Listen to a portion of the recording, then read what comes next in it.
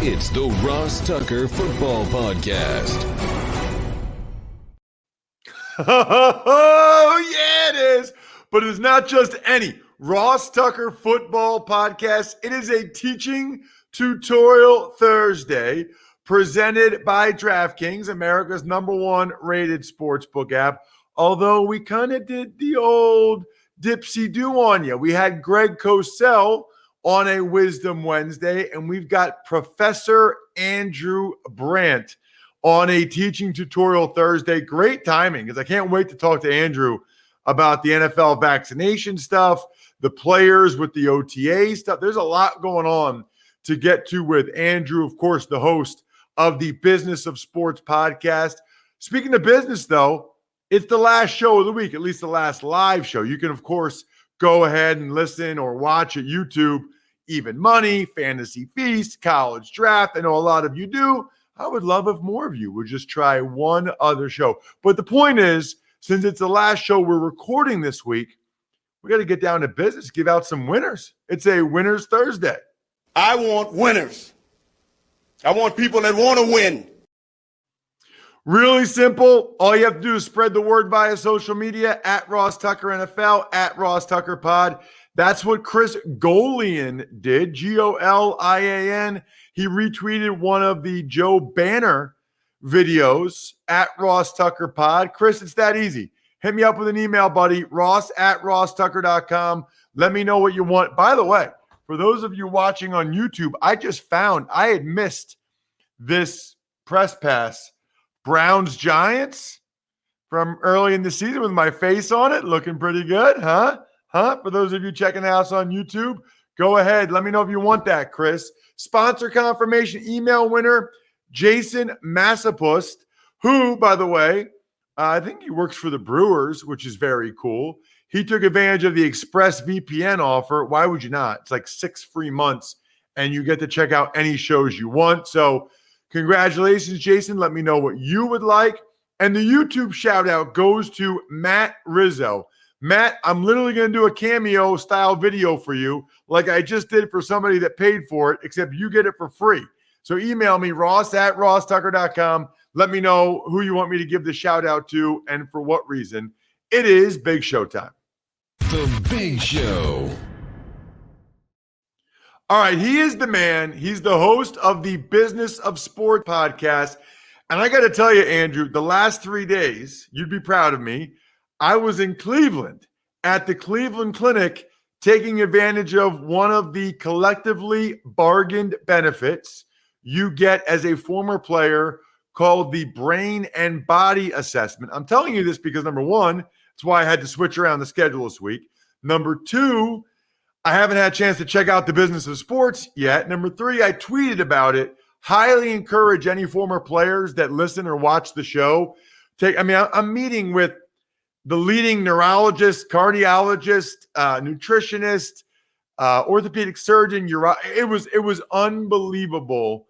And I guess I'll start there, Andrew, because there's always this perception that the NFL chews guys up, spits them out, doesn't care at all when they're done. And maybe that's true, but at least if that is true, the NFLPA has negotiated some pretty cool programs, some pretty cool benefits that guys really should take advantage of. Yeah, I mean, listening to you right there, as you know, and everyone watching knows, I'm a health and fitness nerd. And it's just so great to hear that you can have access to the best and brightest. It's so funny. I was just teaching the other day about steroids and the fact that A-Rod got these drugs from Biogenesis and Barry Bonds from this little shack in Menlo Park, California called Balco. And the reason I said, everyone's asking, why do they get it from there? And I'm like, hey, they're not handing these things out at the Cleveland Clinic. It's like you're not going to get your designer steroids from the Mayo Clinic or Cleveland Clinic. So it's interesting you just brought that up. And speaking of Teaching Thursday, I just taught my last class of the semester, and I'm going to give an oral exam. So I'm going to have all these students, because I got so many requests, Ross, from students like, hey, they've all done all these mock negotiations among themselves. Like, can we negotiate with you? And I'm like, you know what? It's a lot of time, but I'll do it. So I've got 40 kids. They're going to negotiate with me, and the fact pattern is about Deshaun Watson. I am the president of the Houston Texans. We go through all the morals clause, conduct detrimental, everything in these contracts. They have to present to me their plan for dealing with Deshaun Watson. Wow, that is so interesting. It's funny, Andrew. I don't know. You and I are both friendly with Joe Banner. Yeah. I had Joe on Sunday night, Yeah. and he had a really interesting idea where a team could trade, let's say, a 1 and a 2, or 2 1s and a 2, or something like that, for Deshaun Watson. And then if he gets suspended or is placed on the commissioner's exempt list, then it defaults back to just 1 1 and 2. I hadn't thought about. I don't think it'll happen. Yeah. But I hadn't thought about the idea of putting discipline contingencies into the trade offer now. You never know. I mean, the Texans might know they want to be done. It might not want to be they might be willing to do it. Yeah, I mean, Joe would know more than me. I don't know if they would allow it. The management council is very finicky about, what we see in trades is, like the Wentz trade. If you play a certain amount, the pick goes from a 3 to a 2 or 2 to a 1. Those things are easy. When you start messing around with if he's on the commissioner exempt, or if he's disciplined, or this discipline or that discipline, I don't know. I don't know if the management council is going to approve that kind of deal, because my only reason for saying this is you would think this would have happened before for someone that's, kind of in trouble, or, are they going to sign a big deal next year? Are they not going to sign?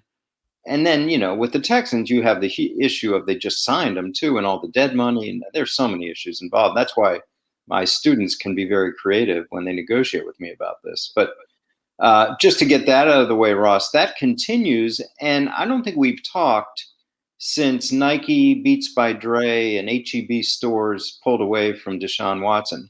And it's like, what was that? What was the tipping point there? Because there's really no new information. I think it's because one of the accusers outed herself, if you will, and talked about it. That was the day it changed. Now we wait as more and more are unveiling their identities against him. What is the league? What is the Texans going to do? It's something to watch. It is interesting. It's like once it got to the point, Andrew, where one of these women would go on the record with her name and talk about it, they were like, all right, we got to be out now. It's almost like for these companies, it made it real. I don't know how else to describe it.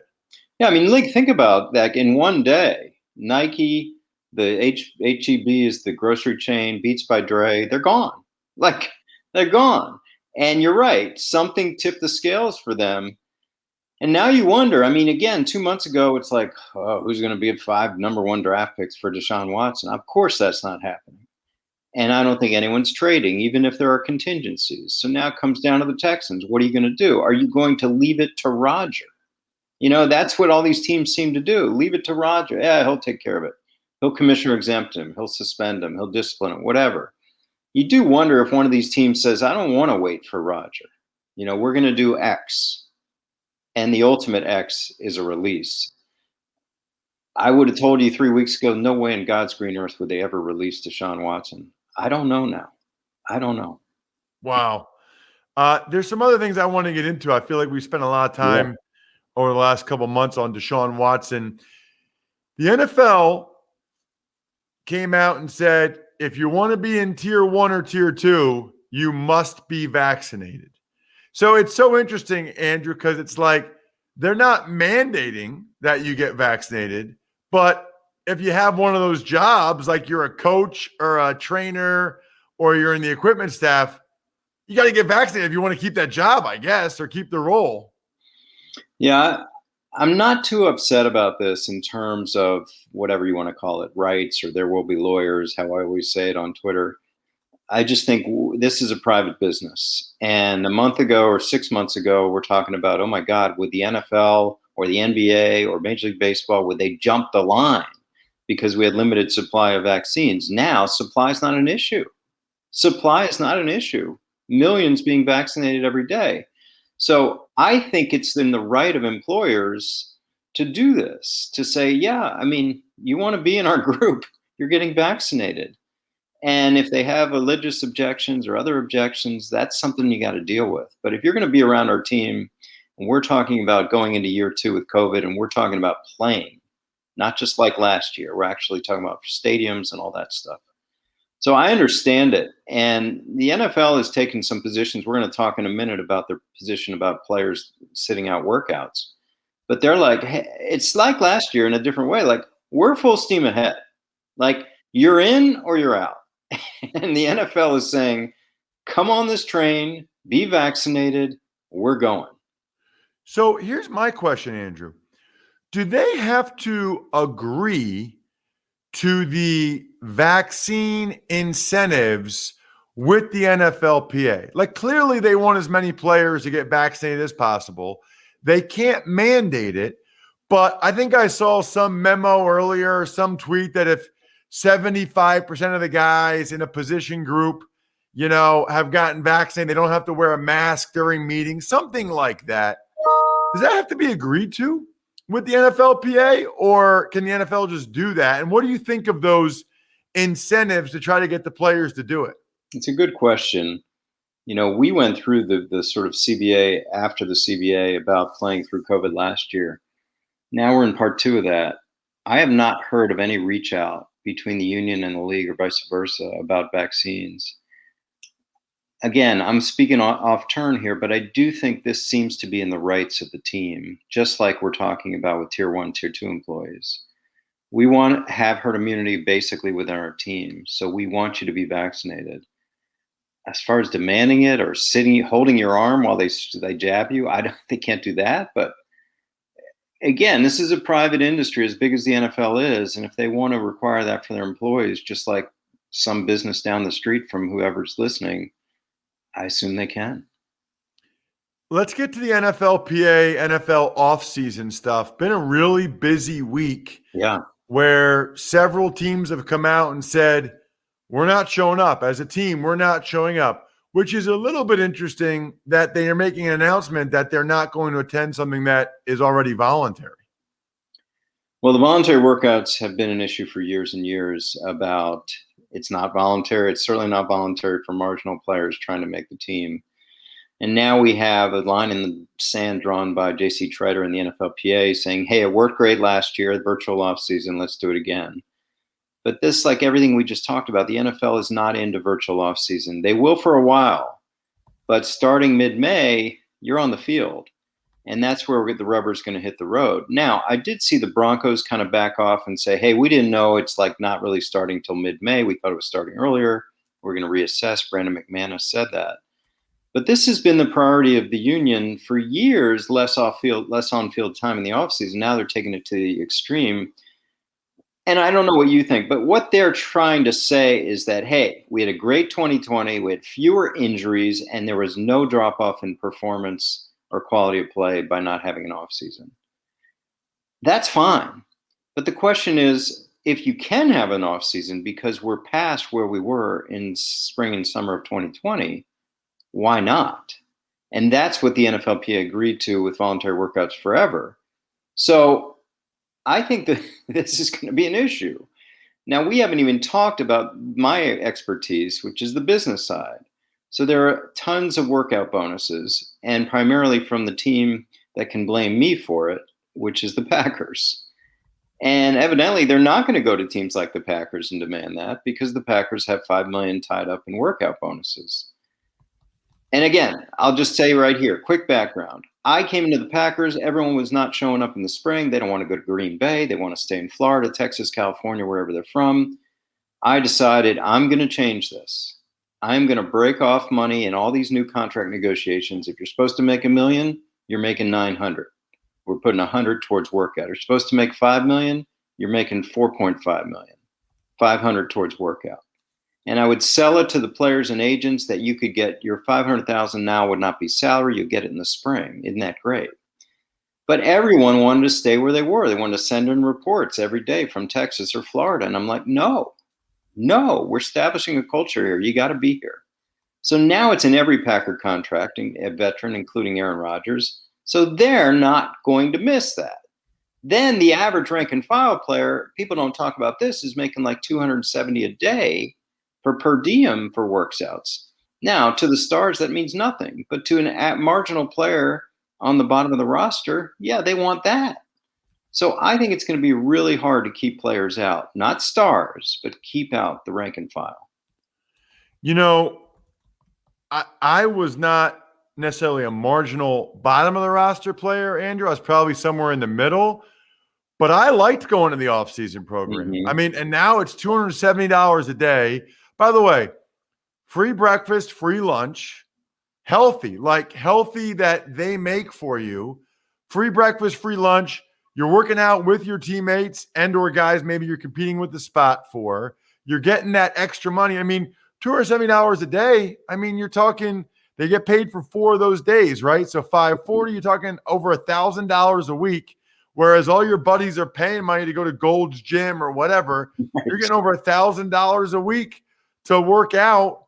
And, you know, I don't care unless you're like at one of these highfalutin Exos or whatever.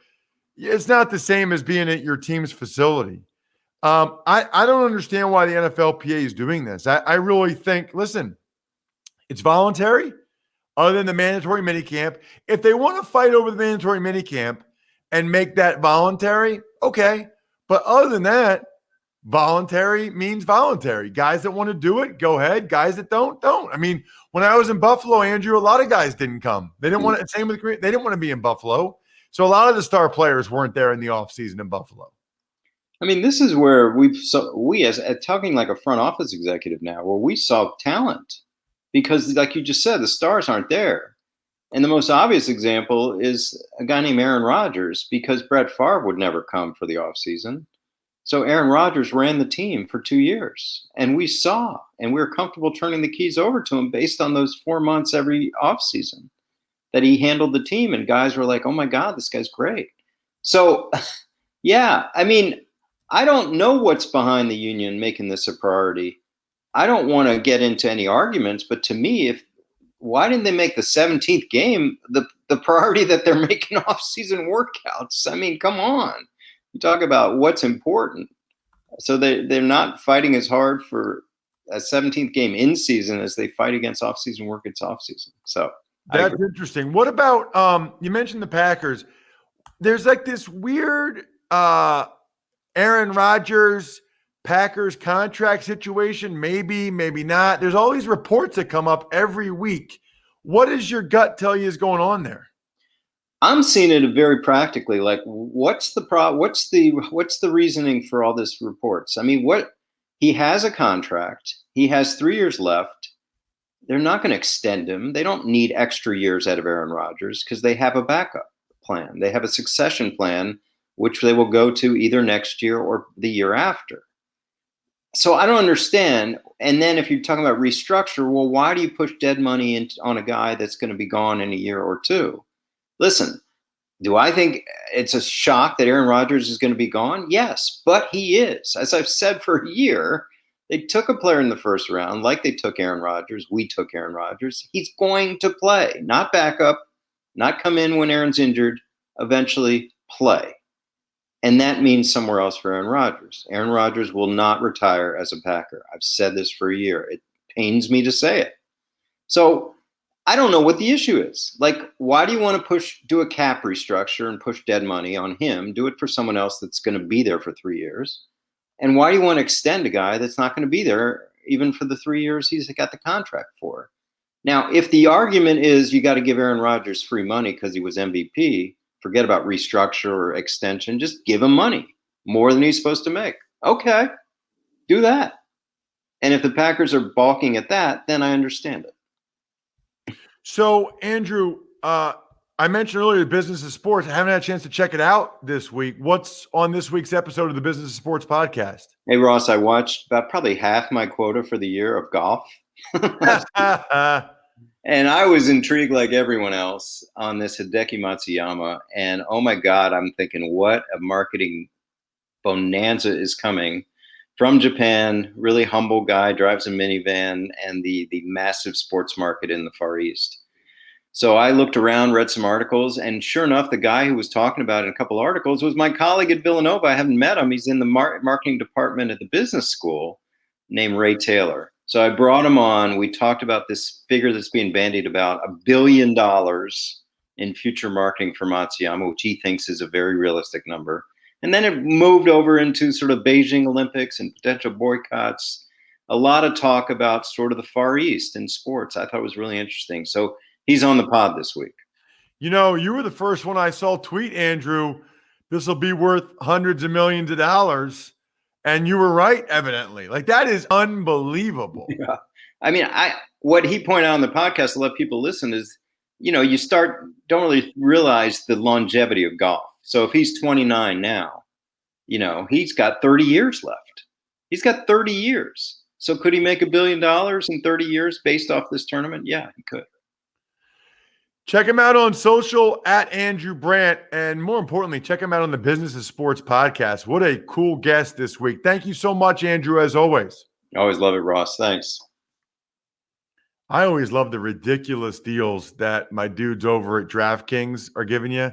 How about this? Well, by the way, next week, we're going to dive into betting on the draft as well as a free-to-play pool on the draft, on the Fantasy Feast and Even Money. So get fired up for that. But if you haven't already, get the Sportsbook app on your phone or your new iPhone, like I just got one, and make sure once you get that app on your phone, you throw the code Ross in, put $1 on any basketball team to make a three-pointer, you get $100. So basically it's a free $100. Every team makes at least 1 3 in a game. Boom, there you go. Tuck's Takes. Hi, Ross. Well, let's start today. The big move in Cleveland. The Browns signed defensive end Jadeveon Clowney, 1 year, $8 million in a deal that is worth up to $10 million. Yeah, he's got to hit a certain amount of sacks or something to get to $10 million, but he'll get the $8 million. I was in Cleveland while this was all going down. I thought maybe Jadeveon would be next to me while we were getting physicals, you know, at the Cleveland Clinic. He's a really specific type of player. He's a move player. He's not a great natural pass rusher. He is a physical phenom who is very physical, and he is terrific when you get him on the move. He doesn't have necessarily a great array of pass rush moves. So that I like the signing for the Browns because with this, and they can move him inside, outside with Tat McKinley, they're really giving Myles Garrett some help here. They know Myles will be double teamed. I think they think McKinley and Clowney can win their one-on-ones. I think the Browns have a Super Bowl caliber roster. I'm not saying they're going to win the Super Bowl, but I'm going to put them in the category of teams that absolutely are capable of winning the Super Bowl. Tuck's Takes. Rams stud D tackle Aaron Donald facing assault charges stemming from an incident at a bar in South Pittsburgh. Yeah, I mean, I don't know what to say about this. You know, reportedly the guy suffered some pretty serious injuries. I don't know what's true, what's not. I don't know if it was a fight. He says he bumped into Aaron Donald and Aaron did that to him. I tend to doubt that, but I guess we shall see. At a minimum, you know, there's a lesson there that if you're a player, you got to really, really be careful with your behavior. Really careful, because at any moment, you know, a guy like, who knows what happened there? I'll leave it at that, right? It could have been Aaron Donald did something really bad. It could have been this guy sort of started it and is looking to make money. You never know. Tuck's Takes. While we're on the topic of legal issues, 20 of the plaintiffs have added their names to the lawsuit against Deshaun Watson. Not really sure what to make of that other than I guess it makes the case stronger when more of the women are willing to attach their names to it. I'm not exactly sure, but it seemed like Watson's camp and lawyer were like, "Yeah, make them public," and then the other camp was like, "Okay, here they are, it's public." Tuck's Takes. And finally, the Steelers re-signed linebacker Vince Williams. Your thoughts on that move?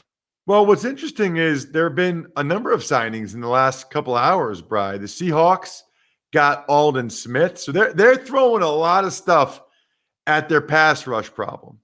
Aldon Smith, Kerry Hyder, Carlos Dunlap, Benson Mayowa.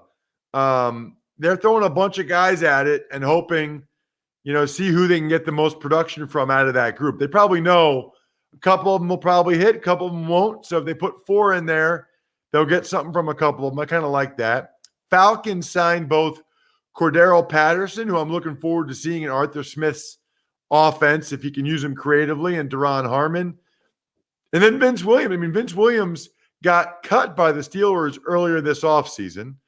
He says he had bigger offers elsewhere.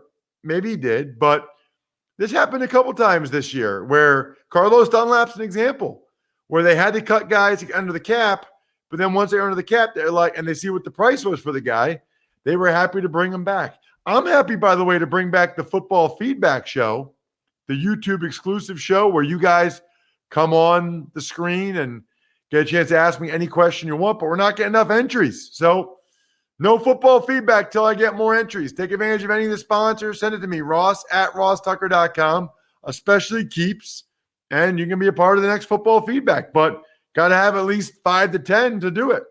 Let's get to an email. Ever wanted to ask an NFL player a question? Well, here's your chance. It's time to Ask Ross.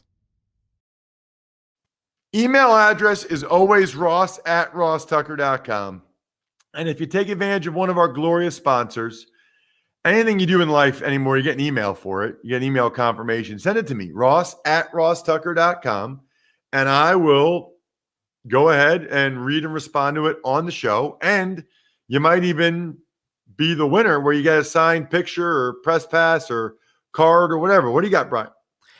Hey, Ross. Hey, Brian. A question. It's a perfect question for the offseason. Ross, what would be your dream coaching staff in your front office? So if you could pick for each, a head coach, coordinators, position coaches, a GM, an owner, etc., who would it be? On behalf of all your listeners, we appreciate your guys' hard work and dedication. That is from Jesse Miller.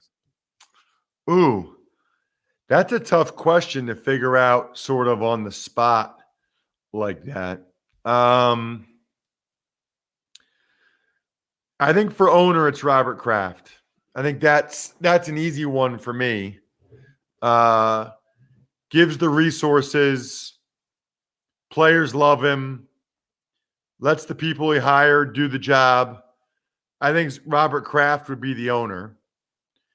I think the head coach,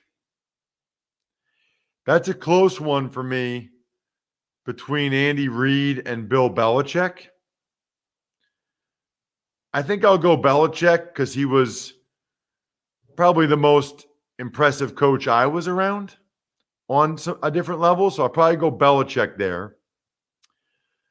I'm not going to get into position coaches. That's too much. GM, can I go Ozzie Newsome? He's kind of out of the league now. I don't know. I guess I would go Ozzie Newsome if I could. In terms of guys that are still doing it, kind of like Brandon Beane in Buffalo. Kind of like what Brandon Beane's done. I like Chris Ballard in Indy as well, but I like what Brandon Beane's done. So I'll go with there. It's funny, though. These things change. A couple of years ago, I probably would have said Howie Roseman of the Eagles, right? I might have said Jeffrey Lurie. So these things kind of change year to year. But based on right now, how I'm feeling, that would be my selections. Good question. I love it, Jesse. Keep them coming like that, by the way. Ross@rosstucker.com, whether it's for football feedback or just to me respond to here on the show. Other than that, check out the other shows we got this week. You really enjoy Scott Barrett talking receivers on the Fantasy Feast podcast. That was excellent. Even money, always good. Talking NFL season win totals for the first time. See what we said about your team. I think we're done here. Oh, no, we're not. Shout outs. Bri almost got a chance to scold me, but he didn't. Pizza Boy Brewing, Sporticulture, Vision Comics with an X, HumanHeadNYC.com. I think we're done here. Thanks for listening to the Ross Tucker Football Podcast. Make sure to also subscribe to the Fantasy Feast, Even Money, Business of Sports, and College Draft. All available at Apple Podcasts, rosstucker.com, or wherever podcasts can be found. A lot of times on the show, I mentioned DraftKings. Here's what you need to know. You got to be 21 or older, New Jersey, Indiana, or Pennsylvania only. New customers only. Restrictions apply. See DraftKings.com/sportsbook for details. Gambling problem, call 1-800-GAMBLER, or in Indiana, 1-800-9-WITH-IT. By the way, if what I was talking about included a deposit bonus, doesn't always, sometimes it does. Deposit bonus requires 25 times playthrough, and deposit bonuses are paid out in site credit.